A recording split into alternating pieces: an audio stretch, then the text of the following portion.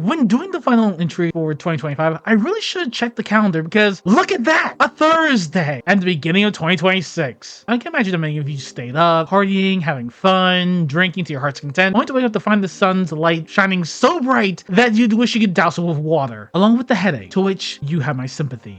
In any case, welcome back to the Asterion Labyrinth. I'm Calix, the owner of the Labyrinth, and a guy that goes around destroying worlds, but you have like 40 billion of those types of people running around who can do that, so it hardly even matters. For this first entry of 2026, we are checking into something that kind of blew up all of a sudden at the end of 2025. A person named Youth Pastor Riot, who does his own investigations into corporations and just their past, essentially. Yeah, that's gonna end up being very interesting. Now, as far as I know, this guy is not a youth pastor, but he's nice nonetheless, and kind of funny. Now, unlike everyone else who decided to get their toes wet with small samplings of his work, we're actually going to be going into the deep end. And so we're going to be looking into BAYER. It's BAYER. Sorry, I get confused because there's this guy named BAYER who is connected. You'll understand when we get started. So let's get started. Let's have fun. And I have a feeling that by the time we're done, the desire to deep strike this planet will become palpable. Hey Bear, what horrors have you done, buddy? Well, you know how people hate the big pharma? Yeah. Well, we might be like a big part of that. And baiting nuclear waste, believing it will give you superpowers, will instead give you cancer instead. Given by that graph, if BAYER isn't the source of evil within Big Pharma, it definitely is a close second. Oh no. Yeah, we were founded in 1863 by Friedrich Bayer and Friedrich Westcott. Wow, in the middle of the US Civil War? Yeah, but we're Germans, so we were just getting ready to fight Denmark over Schleswig. Yeah, no, that war that I was totally taught about in American school. It was actually the second war for Schleswig. I don't know why you keep telling me about things I was educated about. Anyway, what did you do? Well, both of the Friedrichs were dyers. Oh, that is so dark. We call them executioners. What? No, dyers, as in dyeing clothes. If they were executioners, pretty sure headsman would have been a far less confusing name for an occupation, don't you think?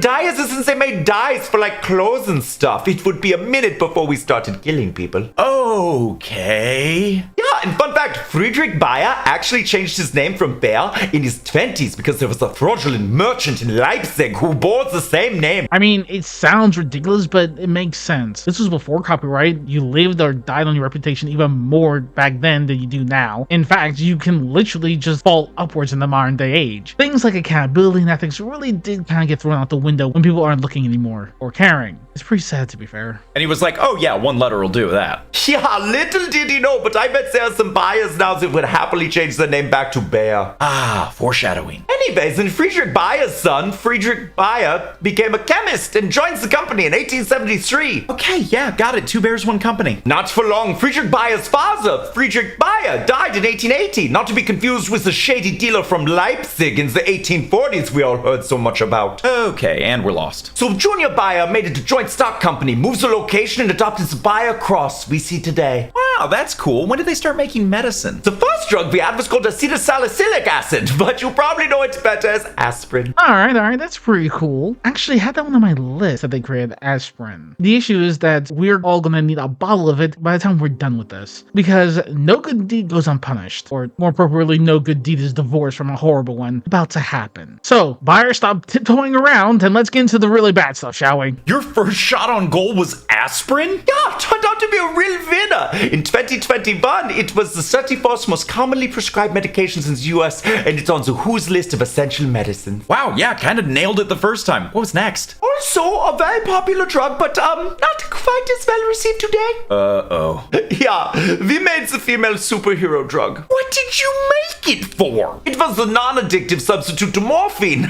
Yeah, it was over-the-counter treatment for pneumonia, tuberculosis, but also being a cough suppressant. Yeah, if I took a hit of Heroish, I would also be having a hard time finding the energy to cough. And they say it's not addictive. Well, we know that's a lie. So we can literally put that drug crisis on them because what the heck? Yeah, as it turns out, not our best creation, but it can actually still be prescribed in the UK and sometimes other places. Why? Have we learned nothing? Yeah, Canada still uses it to treat opioid addiction. It's called HAT, which is actually pretty cute. That actually makes sense. The fourth reason the Geneva Convention is even needed would be keeping it around to use it. I guess in small doses it wouldn't be too bad, but at the same time...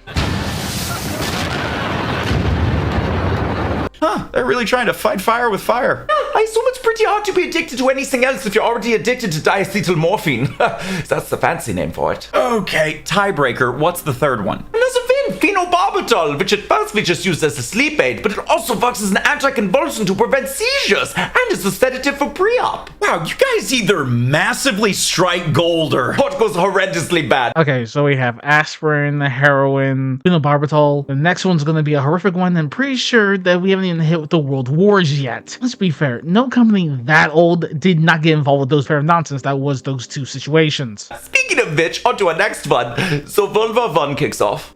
And here we go. Well, look at that. That was the next one. Just lovely. So what could they have honestly done in World War I? I'm being serious here. They were making drugs at this point. So they could have been selling the both sides, making a huge profit. Maybe tried to produce stimulants to enhance soldiers in combat, to fight more effectively. I mean, that's happened in history before. Yeah, I mean, I could definitely see that, unless they're gonna start making something like mustard gas. I mean, just imagine that being the case. But they haven't gone into gases, so I guess it's gonna be fine. Oh no. So people are like, wow, these trenches are really hard to get past. Whatever, gases that could remove all of these enemy people. I was joking! What the heck? Oh, this was after gas masks were made. What the heck am I even saying? Of course, this was before gas masks were ever created. Oh, gosh. Oh, which ones? Oh, just like the big ones, like chlorine, mustard, and phosgene, the deadliest gas in the whole war, responsible for 85% of all gas deaths. Okay, what did it do to the humans? Well, phosgene was colorless and had a delayed effect, meaning victims might not have known until their lungs started filling up with fluid, and that's how 91,000 people died. Please say that last. Who spearheaded this? Well, we employed Fritz Haber, who was one of the most complex scientists of all time. How? Oh boy, so he was born in Prussia. Ooh, pre-Russia? You're an idiot. Okay, Prussia and Russia, two separate things. Okay. Harsh? Yeah, just like Fritz's father. Nice guy, kind of, not really. He told Fritz to go back to university research as he had no place in the business world. Oh great, emotional abuse and trauma. As if that hasn't produced some wonderful examples of humanity with the millennia. Bro just drove him to become more accomplished, having no idea of satisfaction in his work, and went nuts, right? Okay, more harsh. Yeah, and then he got back into academia, getting real sciencey for dye technology, electrochemistry, and thermodynamics. Ah, yes, I understood those words. He then became a professor at Karlsruhe, and from 1894 to 1911, he developed the Haber-Bosch process, which is the catalytic formation of ammonia from hydrogen and atmospheric nitrogen. I only know ammonia because Ron Perlman said it once in Pacific Rim. School was hard for you, wasn't it? No, why? We need to raise the bar. Ammonia is an inorganic chemical compound, a stable binary hydride, and the simplest pnictogen hydride. It's a colorless gas that helps makes the plants grow. Dude, say that next time. Yeah, it was the precursor to fertilizers, and the Haber-Bosch process feeds 3.5 to 4 billion people today, around half the world. He won the Nobel Prize for it. Whoa. How is that controversial? I think at this point we can literally just say that BAYER sits between chaotic neutral and neutral evil at this point when it comes to the alignment chart. I knew this was going to be bad, but I didn't know it was going to reach to this point. Anyway, back to World War I. Oh, not again. So Fritz, along with the Germans, were like, wow, these trenches are really hard to get past. And so Fritz was like, yeah, guys, what if we use the heavier than air chlorine gas to flush them out? Oh, God. And so it's the Second Battle of Ypres. The Germans released 171 tons of chlorine gas over 4 miles, and that was just the first release. Over the entire battles, there would be over 67,000 casualties. Oh, gosh. Yeah, and this was the first gas attack ever on April 22nd, 1915. So they had no defenses. The Allies would only receive gas masks in December. Oh my gosh, you keep discovering new shades of darkness. Oh man, this is just the warm-up. How? How can it get any darker? What, did they make the gas mask too? Oh, I hate it. Anyways, and Haber helped create gas masks with absorption filters to protect against the weapons he had also created. Seriously? Oh yeah, of course, gotta do both. And then he was an advisor for a special troop of gas soldiers, which included 3 different future Nobel laureates. This is getting so weird. Yeah, Haber was awarded for his military service, but also publicly criticized for his gas warfare. Oh yeah, he got the double-edged sword. Yeah, but to the criticism, he was like, we're all killing people, right? So a death is a death. Guns, shrapnel, gas. Why are we splitting hairs about this? Well, I'm pretty sure there's a gulf between killing people in war and then crimes against humanity. This is why war crimes long-term trials are a thing because people get way too effective at killing each other and you render the entire species extinct, which, let's be fair, is liable to happen anyway, but regardless, you don't recover from that. Okay, yeah, I see the incredibly dark point. Anyway, after the war, Bayer had a ton of our patents and products seized by the US, Canada, and other people. We didn't even get the Bayer cross back into 1994. Wow, that is a minute. Yeah, side note, during the war, our fifth product was also Suramine, an anti-parasite drug that's still on the WHO list of essential medicines. You guys either make essential medicines or, oh god, please don't touch this, don't you? Anyways, then in the 1920s, Harbor's Institute started working on an insecticide fumigant for the grain stores. Okay, if the last one was good,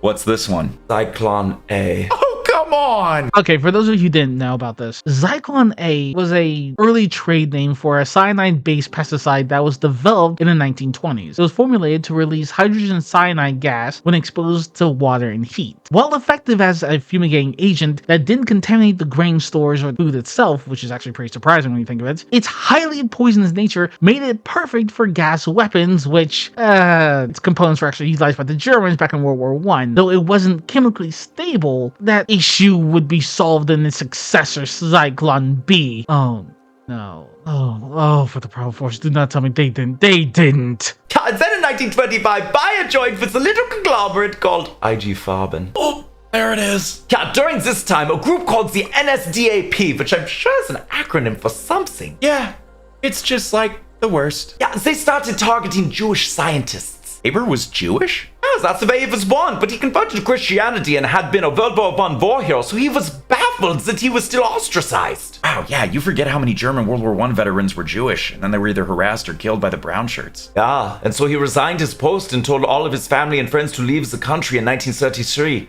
Ended up passing away in Switzerland in 1934. Oh, thank goodness, at least he made it out. Yeah, but the darkness does not stop there. You see, his work was later used by Bayer without his involvement or permission to create Zyklon B, which led to the deaths of so many. Oh, this is just so freaking dark, man. Ah, that is why Haber is known as the man who killed millions and saved billions. Okay, yeah, but that last part was made without his involvement. That's like blaming the guy who made the wheel for tanks. But if you're looking for a more direct correlation to deaths, Bayer was totally an IG Farben. I wasn't. This isn't the direction I meant. Well, we're going there anyway. Okay, but the last one was a bad one, so what's the good one? Oh, yeah, fine. In the 1930s, Bayer's Institute of Pathology and Bacteriology discovered Prontosil, the first commercially available antibacterial. That's right. Suck it, penicillin. Is it me, or did that sound rather personal? Did Bayer have a grudge against the company that made penicillin? But wait a minute. 1 minute later. Okay, so yeah, I didn't expect this one. We know that Bayer created Protocell, while penicillin was created by BAYER. Isn't that funny? The two companies actually have a rather major rivalry against one another, so it kind of makes sense why Bayer would be so annoyed. Wow, you guys really can't stop oscillating good to bad, can you? Yeah, and then Domark won the Nobel Prize in Medicine for it, but the NSDAP forced him to give it back after the Nobel Peace Prize was given to a German pacifist earlier. It's not even the same award. What a dick move. That's what you're getting hung up on that they did? Oh, we just haven't gotten to the other stuff yet, and I hadn't heard about that one. Okay, fine. Can we have an evil one now? What is with you people and evil? Why were you guys on such good terms with little mustache friends? What? How dare you? We once had a falling out with him. How? Well, one of our managing board members may have been a big fan and joined early. Okay, not seeing the against. But then the little mustache man got really mad at him when he started aggressively campaigning against Hermann Göring. For his addiction, his erratic behavior, his complete lack of education on anything he was put in charge of, his creation of the Stop! Oh, none of that. Then what? He really didn't like this new laws that ban testing on animals. Like, dude, we need that. The literal only thing that could be a good takeaway, and you fought against it.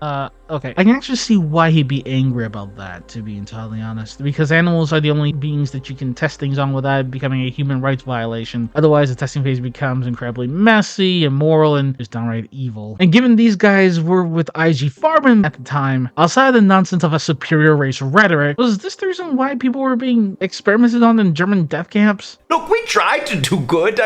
No, we may have been evil. Please, do tell. IG Farben then used encouraged mandatory workers in focus camps in Poland. It's gonna be Auschwitz, isn't it? Is it the most famous one in Poland? It's the most famous one in Poland. Good. Good lord! Anyway, at least half of our 330,000 workforce consisted of not-so-chosen labor. I'm sure this led to a lot of injury and death. Yeah, but don't worry. BAYER employed Helmut Werther, the multiple S-captain and camp physician. That's not... Wait. He can walk in SS. At this point, my question is, how is this company even still alive at this point? He wasn't healing, was he? He was experimenting. Well, how else were you supposed to try out the new medications? And you could just buy in bulk from the focus camps. I feel ill. Well, don't go to our doctors.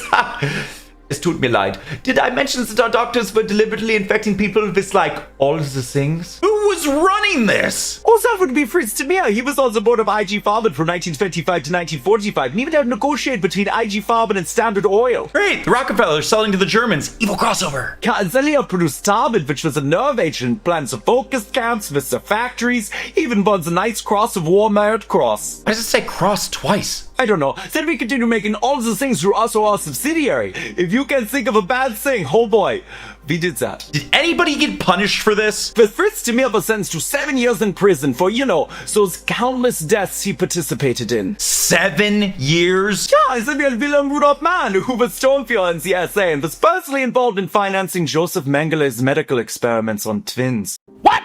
What happened to him? I've committed. He just had no idea why that focus camp was using 10 times the normal amount of Zyklon B. So he worked for the company and his job was to scrutinize the accounts. How?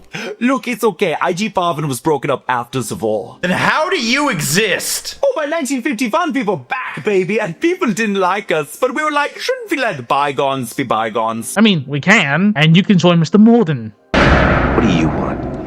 I'd like to live just long enough to be there when they cut off your head and stick it on a pike, as a warning to the next 10 generations that some favors come with too high a price.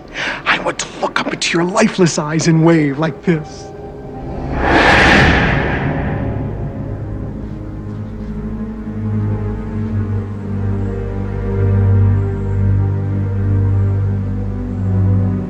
Huh. 6 years for 6 million, eh? Well, yeah, that's the math we thought was right. And once back in business, we hired back all our old friends. What?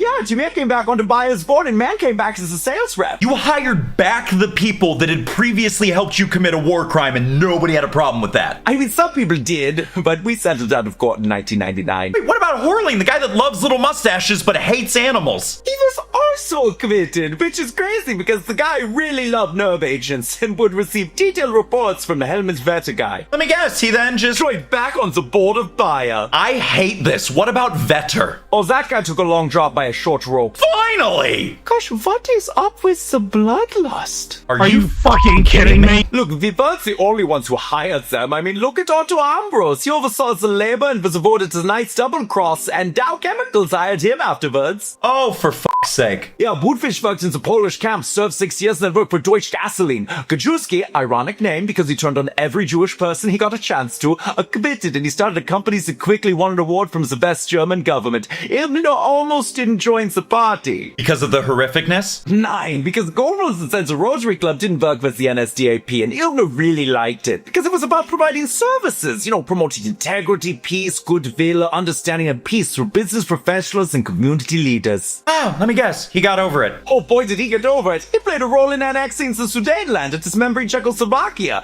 and was super buds with Alman Goring. And let me guess, he received no punishment. 9, not really. He was released in 1948 where he said he had converted to Christianity and then went to become a missionary. I'm gonna guess that was short-lived. Oh yeah, he very quickly dropped that and became a political lobbyist. In 1955, he was appointed to the board of a chemical company. Was anyone really punished? Not really. I mean, I can keep going and going and going. Par for the freaking course. You know, this actually reminds me of something. Okay, so a little bit of a fun fact here. Deities, devils, and cosmic entities like to place bets on their more popular lists. It happens every so often. It's what you do. Immortality is boring. Now, usually each universe's deities tend to average around 1 to 3 bets over a specific length of time. This would be around like years, decades, or centuries. And the bets can be on a number of things up to and including the mortals ascending to reach the higher realm. So it varies a lot. The thing is, your universe has about 100 or so bets being active at one time, which is an extreme outlier because humans do so many things that are just ridiculous. Now, many of those bets are when humanity's going to exterminate itself. There are actually a few where the deities are hoping that humanity will rise to be with them, which which is actually pretty nice. But among all the bets is this century long one that was placed to see